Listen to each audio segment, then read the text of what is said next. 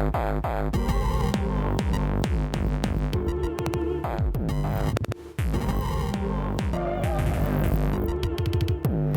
my beautimous Artgasm listeners. It's Allison Moon, and you are listening to an episode of Artgasm. And this is a little bit of a special episode, actually. As I mentioned in the last episode, I wasn't quite sure how I wanted to deal with my schedule here on season 2. I like having 2 weeks between episodes. It really does help.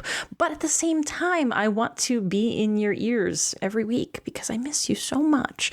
And also during this very strange time when a lot of us are stuck at home, it's nice to have a reason for me to create content and also hopefully a reason for you to keep listening to podcasts. So I decided that in between the interview weeks, the full episode weeks, I'm going to release quickies. So if you are a Patreon supporter already, you know what a quickie is, but basically it's just me solo talking about various things in the art and sex world that I'm finding interesting, news stories, interesting concepts, etc., etc. And today is going to be a quickie that I give to all of you. So this episode I recorded back at the beginning of 2020. I'd just gotten back from a vacation that I took to Malta, and it was a really lovely vacation. I'll tell you a little bit about it in the episode, but I talk a little bit about the sculptures that I saw there and just really a sense of history. And for me, I tend to be a little bit of a nihilist, and I find a lot of comfort in nihilism, and I realize that that may not be the case for everyone, but personally I find my meaninglessness to be a source of great comfort for me. And as these times are very scary and every day is a new dawn of news and chaos and confusion, I like to look to the march of time, and knowing that it extends in different directions forever and ever, amen. And my existence is actually fairly meaningless in the grand scheme, gives me a lot of peace. And so this episode is about history, and it's about thousands of years of history, and it's about how we measure history. And I think that that's really useful. And it's also about how we look at art over thousands of years and how we use our minds to interpret things and try our best to make guesses at what they mean, but we might be wrong. And I like that too. I like just living with that uncertainty as to whether or not we're right. So this is a quickie. I will be back next week, next Tuesday, with another full episode, a full interview. And in the meantime, if there are any news stories or any things that you find interesting that you would like me to know about in terms of the intersections of art and sexuality, please do always feel free to reach out to me. You can find me on Twitter. I'm at HeyAllieMoon. If you like what you hear and you want to hear more of these quickies, become a Patreon supporter. It really does help. It just helps cover my costs to even host this podcast, but then also it helps me be able to reach out to other guests and just basically keep this going. So if you're curious about that, you can go to patreon.com/artgasm. And as soon as you become a member, you get access to all of the archives. So there's over a dozen episodes, quickies of interesting news and stories and, examinations of films and theater and all sorts of fun stuff. So you can find that there, patreon.com/artgasm. And then always feel free to email me if you find interesting links that you think I should know about. I'm at artgasmcast@gmail.com. All right, enjoy the Artgasm Quickie. Happy New Year to all of you. I hope that you had a wonderful, restful time off from work or time with family or however you spent your time this year. I went on vacation this year for the first time in, I don't actually remember when. I traveled internationally, which was, again, the first time I did that since 2007, 8, 9, 10. I don't know. It's been a long time, and I feel kind of embarrassed about that fact. I've always prided myself of being somewhat of a metropolitan type of person, and I just really haven't had the time, money, or space to really take time off and travel for fun.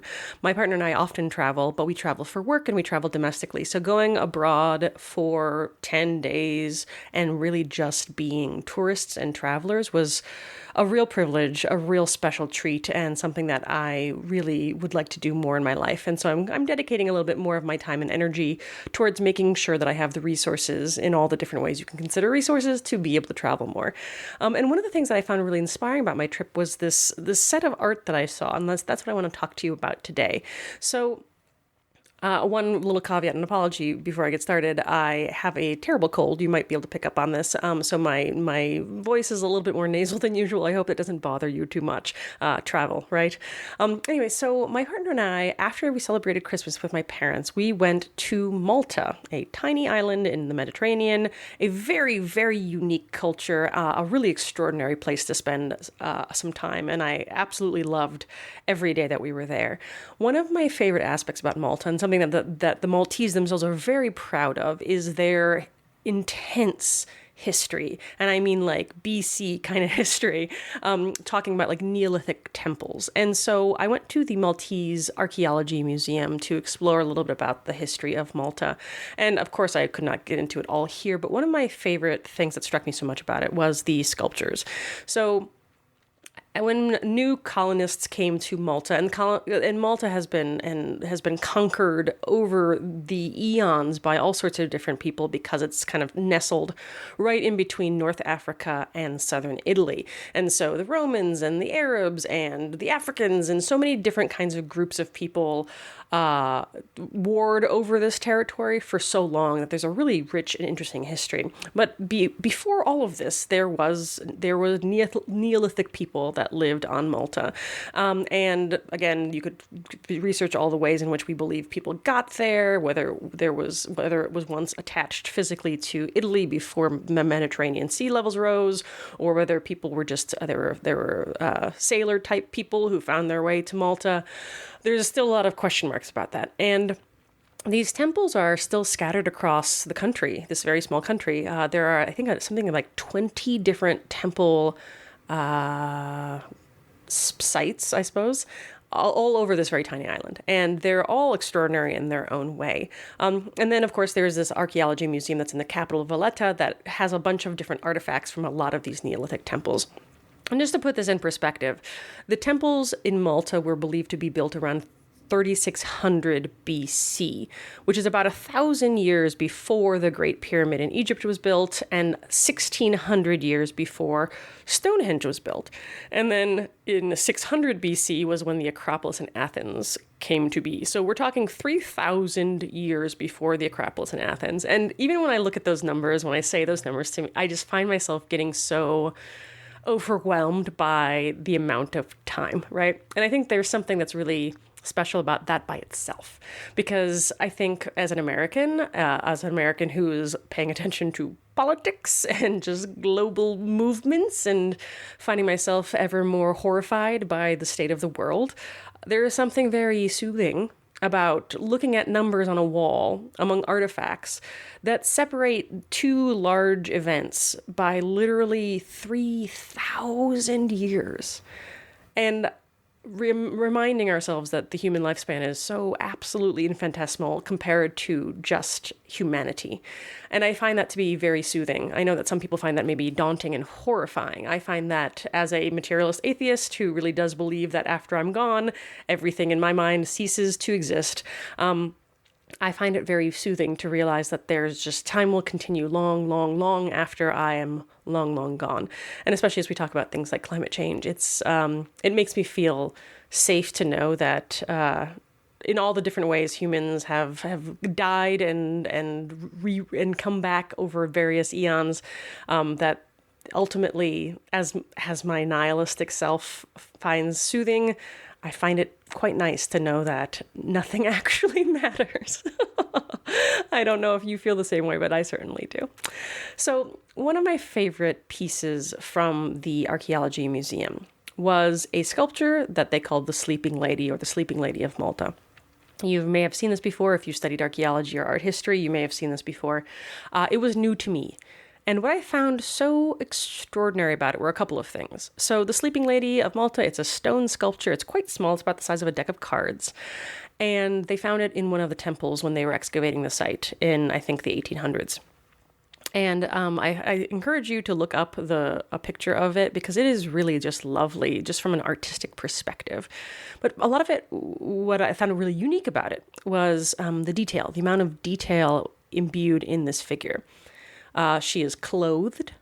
and her skirt is actually decorated. You can see the kind of what looks like almost embroidery or pleats. You can see that the skirt she's worn has been sewed together, which I think is extraordinary by itself. Again, this is the Sleeping Lady is estimated to be created between 4,000 and 2,500 BC. So to even see a sculpture that's all intact, that has this amount of detail, I think is extraordinary. And what I think is also very special about her is that she's sleeping on a couch in a very natural position. She's kind of in the fetal position. She's got one arm under her head. Her head is resting on her hand. The couch itself is detailed in a great deal. And also, you just see the weight of her body. She is a fat woman. She's got really big hips and a big booty, and kind of in this very tiny hands, tiny feet, but just a very girthy body. But you can sense the sense of weight, which I think is so cool to see. Almost kind of in contrast to the chorus boys that are often talked about in art classes, where you see these male sculptures that are huge and strong and idealized perspectives of male bodies. But in my mind, they don't have a natural weight about them. It's almost like early CGI, where you'd see these extraordinary creatures, but you didn't actually feel it when they stepped, right? And I think that what I love about this sculpture of the Sleeping Lady is you feel her weight, you feel her presence, even though it's a very small sculpture. In fact, some people argue that the way that the couch is seen to bend beneath her is actually more of an indication of her weight, because there are a lot of sculptures that you see that are on these same couches, what they call them couches, which could be a bed or a sofa or something.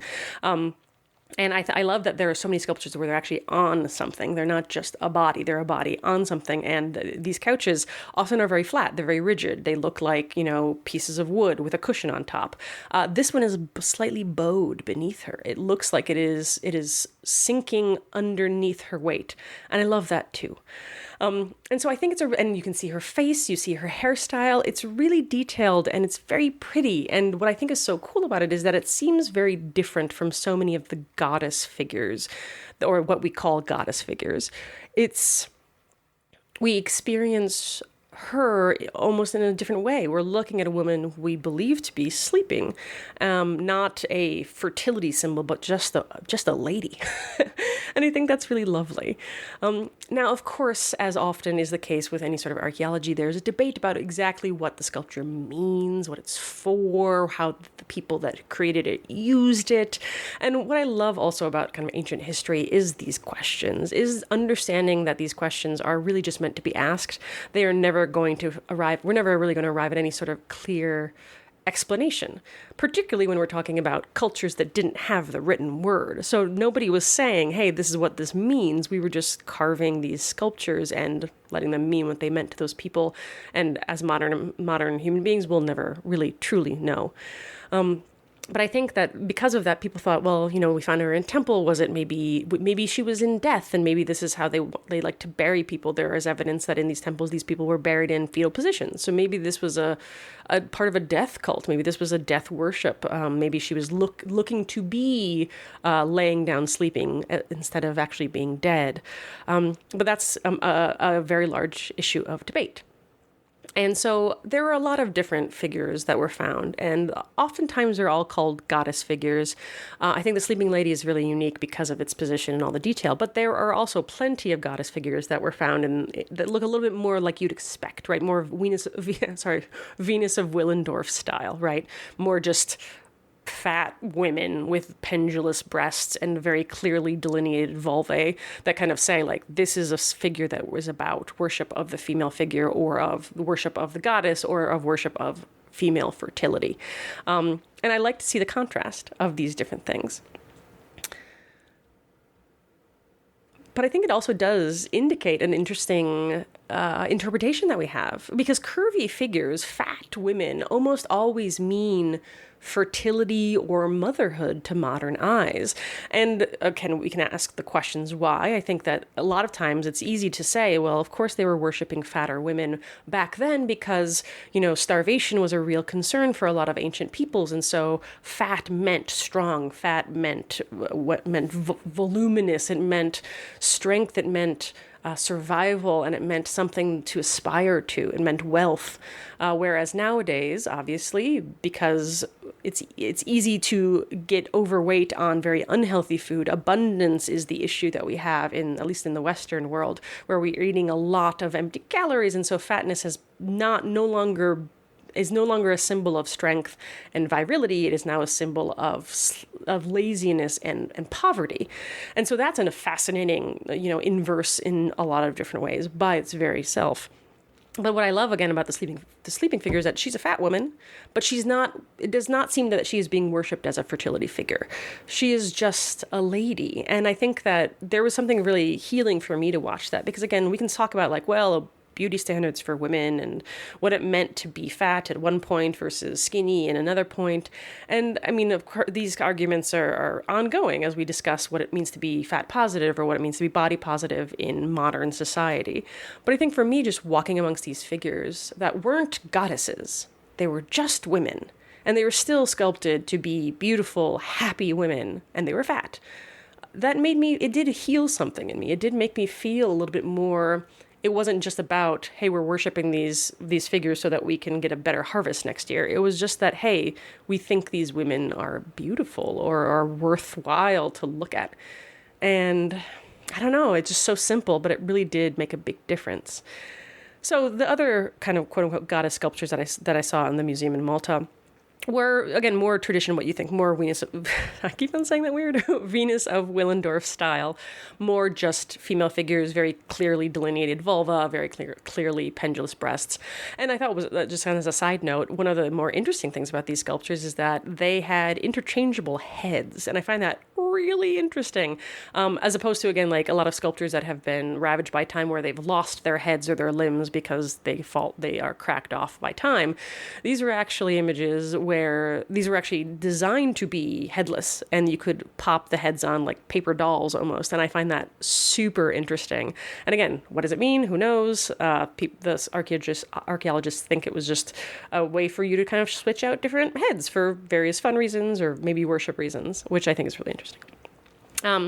So one of the figures that I think is really great is called the seated figure of Hagar Kim. I think I'm pronouncing that slightly incorrectly, but Hagar and then Qim, which is a Maltese temple as well. And this was another figure that was found in one of the temples. And I think what's so interesting about this figure is it looks a lot more like you'd expect, right? A very fat person kind of sitting in a very casual style. What's so interesting about this and a lot of the other naked figures, and this was something I actually read on one of the temple guides, which I thought was super cool and super shrewd. We often see when we go to museums these assumed meanings of things, right? We assume that this means this is the god of war, this is the god of male fertility because it's a giant cock, or this is a symbol of female fertility because it's a giant, pendulous breasts and vulva. And, again, like, who knows if we're right, but they're our best guesses based on all the things. And what I loved about this sculpture specifically, but also a number that are in this vein, is that the description said, these are often called goddess figures, but we don't even actually know that they're women. Now, some of these sculptures very clearly are women. They've got pendulous breasts. You can see their vulvas, right? With this figure and a number of other ones, the chest is not really, it could be breasts or it could just be a fat man, right? It could be just the fat that accumulates on a man's chest. And same thing, like you see the weight of this, and this is what I love about these figures, that you see the weight. There's no lightness to these people. They are fat, they are heavy, and they are full. And I love that. Like, even you can see like the folds of the fat on their backs, which I think are sculpted so beautifully. And again, you kind of get the sense of like they understood their anatomy, right? These sculptors understood their anatomy in a really special way. But the archaeologists, the historians that were describing this said, like, hey, listen, like these might be goddess figures, but they also might be men, and they might be just men, not gods necessarily, but men, because they're wearing loincloths, and so you can't see their genitals, and their chests are ambiguous. And I love that admission of the ambiguity. because I think it really does. It shook me when I read that description, because again, there are certain assumptions that I went into, because as I grew up in American culture, we talk about ancient Greeks and we talk about all sorts of ancient peoples that worshipped in specific ways. And I thought it made me really start to think about how we assign meaning to these figures based on present day ideals.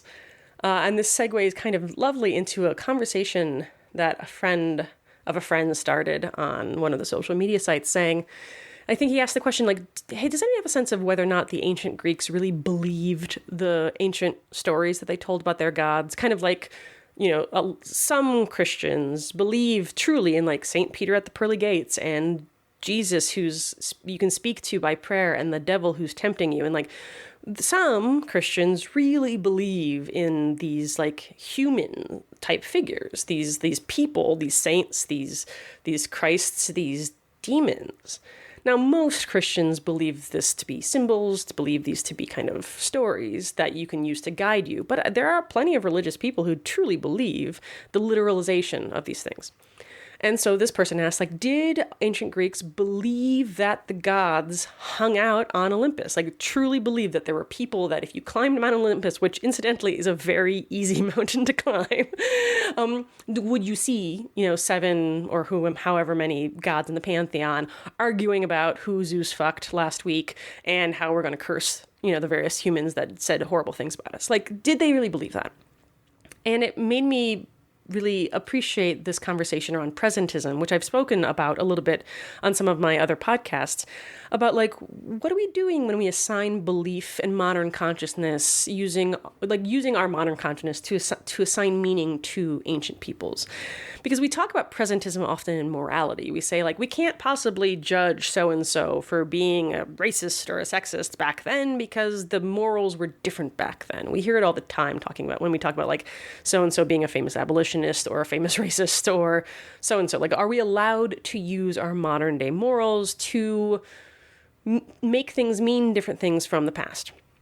And we talk about it a lot in morality, but we don't talk a lot about in just consciousness, right? Like how people perceived the things that they were making, how people perceived the ways that they used things, right? Were these sculptures just a way for somebody to mine time while watching the sheep graze? And, they got a knife and some limestone, so make a pretty lady, right? Why not? But we think when we find these symbols, we're almost always eager to say, oh, they had some sort of deep, intense cultural significance. People worshipped these things, or people only on high holidays, blah, blah, blah. Whereas, there's a potential for the very mundane aspects of these things as well. And it's nice to be reminded that we don't know shit. People have always been people. And ultimately, there's a way to just appreciate the beauty and the skill of art making throughout history without having to necessarily make it mean something. Because that's such a common conversation in modern art. What does it mean? Does it have to mean anything? Does its lack of meaning mean something, right? We can go down these rabbit holes all the time. But I really appreciated getting to just be amongst these ancient figures and have a bunch of experts say, we have no fucking clue what these mean, but aren't they extraordinary? And so I think that was a beautiful moment for me to be able to just kind of step into the stream of human existence and of the flow of time, and to not make it mean anything, to not pretend to assume I know anything about anything, and just to let these figures exist, to let myself share space with them, and to appreciate the just aesthetic beauty of them, even though I will never ever know why. It's enough to just be. And that's it for this week's Artgasm Quickie. Thanks as always for joining me. If again you have thoughts or news stories or things you want me to know about, find me on Twitter at HeyAllieMoon, on Patreon at patreon.com/artgasm, or email me at artgasmcast@gmail.com. I will talk to you again next week. Thanks. Bye-bye.